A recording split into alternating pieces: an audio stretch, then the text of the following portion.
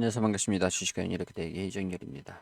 자, 두산중공업이고요. 오늘 3월 8일 코드번호 034020입니다. 시청하시기 전에 구독과 좋아요 부탁드리도록 하겠습니다. 갭을 좀 메꾸려는 움직임들을 본격적으로 좀 보여주고 있는 상황들이죠. 일단 공매도도 좀 많이 증가됐습니다. 시장성 요인들도 분명히 있겠지만 악재가 좀 있었어요. 악재가 좀 있었고 외국인이나 기관이나 좀 매도하고 있는 요인들, 물론 이제 시장이 좀 안 좋은 상황들이고 대선 기간, 내일 이제 대선인데 어, 원전에 대한 기대감들 좀 반영이 되다가 차익실현 흐름들이 나올 수 있는 상황들이죠. 대선 여부에 따라서도 주가 향방이 방향성이 좀 달라질 수는 있겠지만 일단 지금 좀 예민한 시기에 일단 긍정적인 내용들도 있고 부정적인 내용들이 있습니다. 일단 봤을 때 두산이 테스나를 인수를 완료를 했어요. 이제 반도체 산업에 진출을 한다라는 것들 내용이 나오면서 테스나를 4,600억 원에 이 4,600억 원에 인수를 했습니다. 국내 반도체 테스트 분야에서 테스나 1위인데 이걸 인수를 하고 이 금액을 또 어떻게 했는지 모르겠네. 일단 두산중공업은 관련이 거의 없는 걸로 정리를 했죠.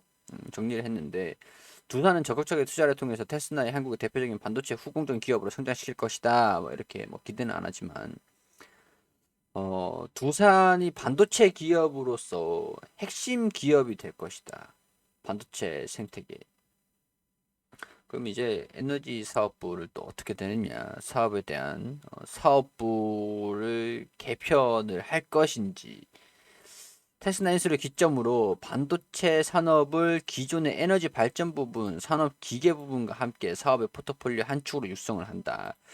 근데 이걸 좀 뭐랄까, 이 중장기적으로 첨단 패키징 기술을 확보하는 등 반도체 후공정 전문 회사로 사업 영역을 점차 확대를 하겠다라고 했는데 그래요. 이거를 두산 중공업에다가 좀 두산 피어셀이라든가 그런 쪽으로 사업부를 좀 개편을 살짝 시켜줬으면은 좋겠다는 그런 생각이 좀 듭니다.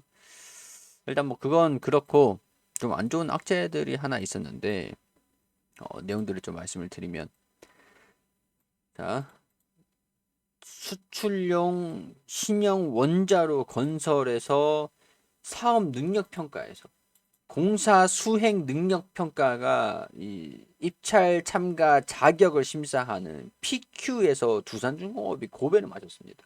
탈락을 했어요. 입찰하기도 전에 떨어졌습니다. 이 규모가 4,779억 원 규모거든요. 이거를 참 올 게 왔다. 올 게 왔다. 이게 영향이 있었죠.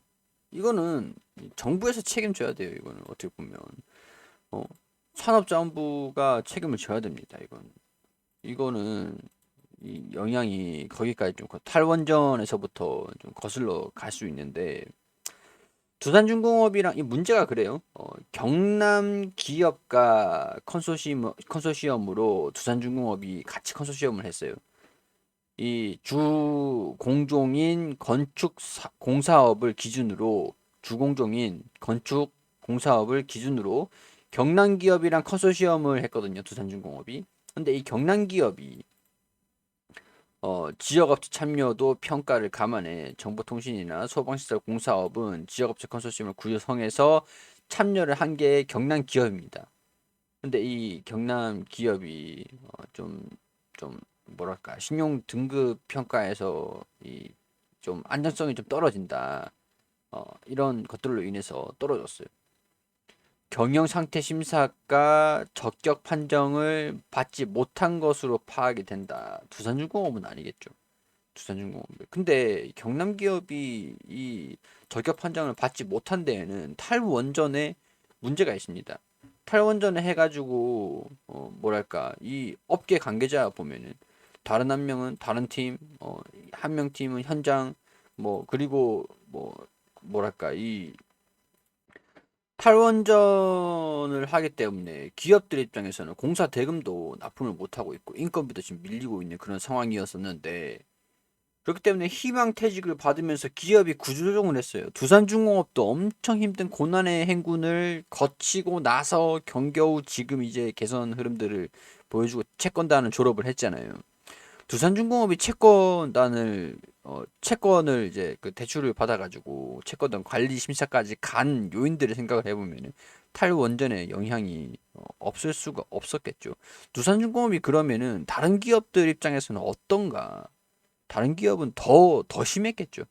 더 심했겠죠.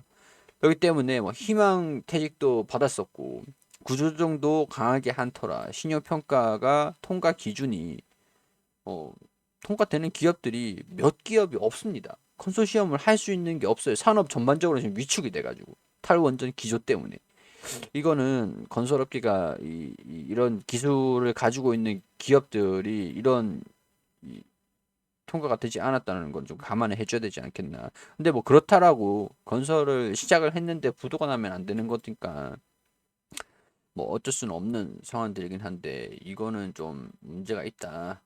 문제가 있다. 사라지는 원전 실적 어쩌나 이게 2월 22일에 나온 것들인데 입찰 참가 자격 심사 마감한 수출용 신형 원자력 건설 공사를 두고 건설업계 희비가 교차하고 있다.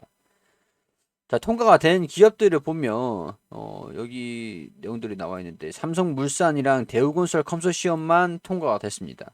두산중공업은 경남기업이 신용등급 평가에서 좀 떨어졌기 때문에 두산중공업은 이 4,779억 원에 입찰할 수 있다라는 이 자격이 사라진 거죠. 원자력 관련 시설 공사가 나온 것은 반갑지만 미래를 생각하면 암울하게 짝이 없다. 추정 금액은 4,779억 원이고 동남권 방사선의 과학 일반 산업 단지 내 수출용 신형 원자력 1기식 부대 시설을 짓는 프로젝트다.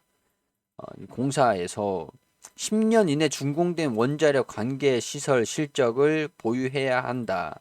근데 탈원전 기조로 인해서 실적사들의 줄어들 위기에 처했다. 이 10년 내 준공한 그래요. 국내 원전 실적사는 이 자격을 가지고 있는 게 8개사인데 참여한 실적사는 5개밖에 안 된다. 대형 공사임에도 나머지 3개사는 불참한 것이다. 기술자 부족, 탈원전 기조로 원자력 관련 공사가 가물에 콩나듯 나기 때문에 희망퇴직으로 구조정리를 한 탓에 기술자 부족이 가장 큰 원인으로 꼽히는 상황들이죠.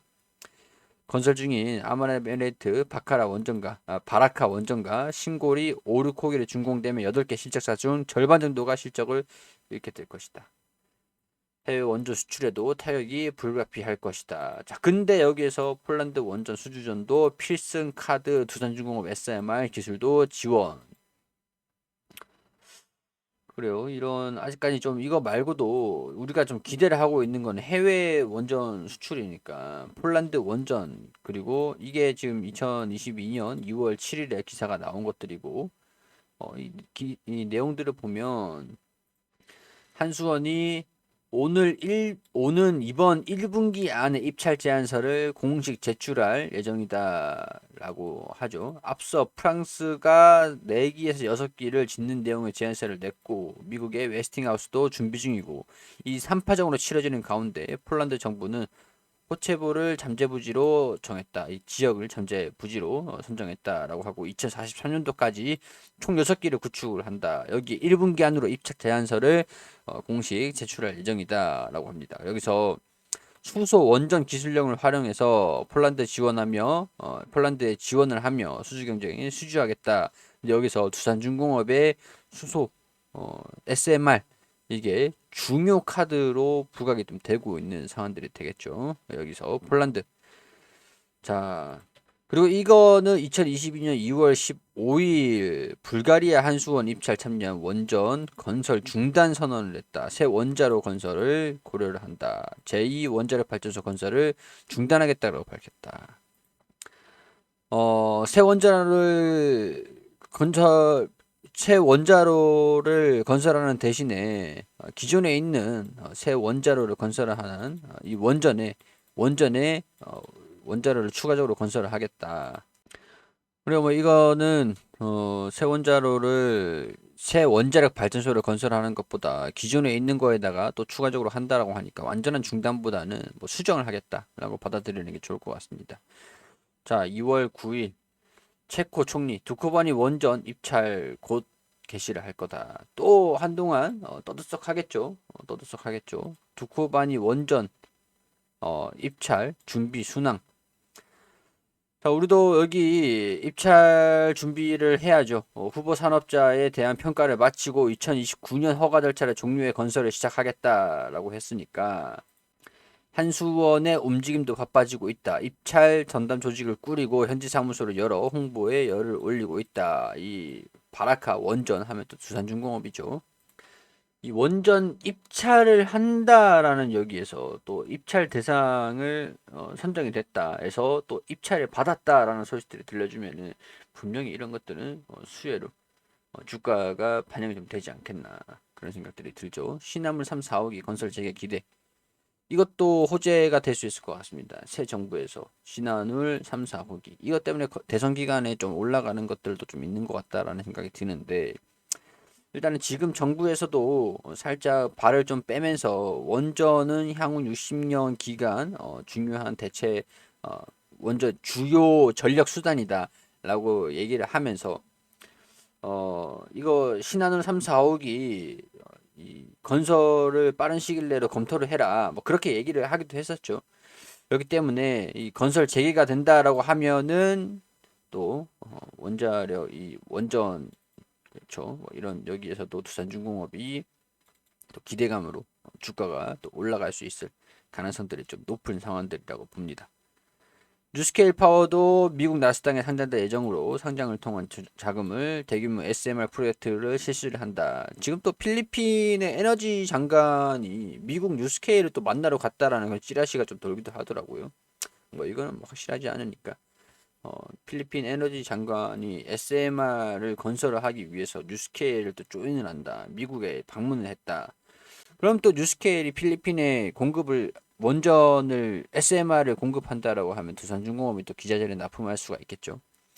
약간 악재도 있고 이 불가리아 그리고 이 수출용 신형 원자로 4,779억 원 규모 이 탈락한 것도 그렇고 불가리아도 뭐 그렇고 있지만 폴란드, 두코바니 그리고 신한울 이런 것들만 봤을 때도 충분히 개선된 여지가 있겠다라는 예상이 들기도 합니다. 자, 시장이 계속 안 좋은 상황들인데 또 최대 하두가 있죠. 유럽에서 에너지 자립을 어떻게 할 것이냐, 원전에 대한 기조가 어떻게 될 것이냐, 탈원전을 고수로 하고 있던 독일도 에너지에 대한 그런 입장이 좀 어떻게 변할 것이냐. 러시아하고 우크라이나랑 전쟁을 좀 하고 있는 상황에서 가스 원유 가격까지 초급등을 하고 막 가스 에너지 의존도를 러시아 무기화하는 거. 이건 제가 장기적으로 계속 설명을 드렸던 내용들이잖아요. 이게 점점 현실화가 되고 있는 상황들입니다. 그렇기 때문에 원전 물론 이제 수소도 뭐 그렇겠지만 풍력, 태양광, 뭐 수력 다 마찬가지겠지만 원유랑 천연가스에 대한 의존도를 줄인다라는 내용들에서 대체 수단이 수소냐 원전이냐. 근데 원전을 친원전을 해가지고 수소 산업을 하기 위해서 탄소 중립도 같이 하기 위해서 원전은 유일한 에너지 수단이다. 물론 단기적으로는 원전이 힘들 수가 있겠지만 장기적인 방향성에 대한 부분들을 좀 보실 필요가 있을 것 같아요. 어떤 결정이 좀 나와주는가 이런 것들로 인해서 원전에 대한 섹터가 전반적으로 어떻게 진행이 될지도 방향성을 좀 결정을 할 것 같습니다. 다양한 재료들이 굉장히 좀 많은 상황들이에요. 많은 상황들인데 이게 주후에 조정 이후에 지금은 살짝 고개가 좀 꺾인 상황들이니까 공매도도 좀 늘어나고 있는 상황들이고 시장도 여의치 않은 상황들이기 때문에 뭐 에너지를 공급을 하는 그런 상황에서는 에너지 강세 흐름들을 보여주는 상황들이 뭐 나쁜 상황들은 아닐 것 같다라는 생각이 듭니다. 지금 스태그플레이션, 인플레이션, 지금 금리 인상 시즌에다가 원유 에너지 가격 상승 흐름들이 강하게 보여주고 있는 상황들인데 두산중공업은 에너지 섹터인 상황이라서 이런 것들을 다 피해갈 수 있는 상황들 상대적으로 다른 종목들이 다 빠지고 있는 상황에서 좀 견고한 흐름들을 좀 보여주고 있는 것들이 좀 긍정적인 상황이라고 할 수가 있겠죠. 자, 두산중공업 가지고 계시는 분들 이런 내용들은 전반적으로 제 개인적인 생각들을 말씀을 드리는 것들이니까 투자 판단은 여러분들이 해주시기를 당부드린다라는 말씀 드리면서 구독과 좋아요 반드시 부탁드릴 수 있도록 하겠습니다. 내일은 휴장입니다. 대선 기간에 꼭 투표권 행사하시고 또 다음 날 대선 다음 날 인사드릴 수 있도록 할게요.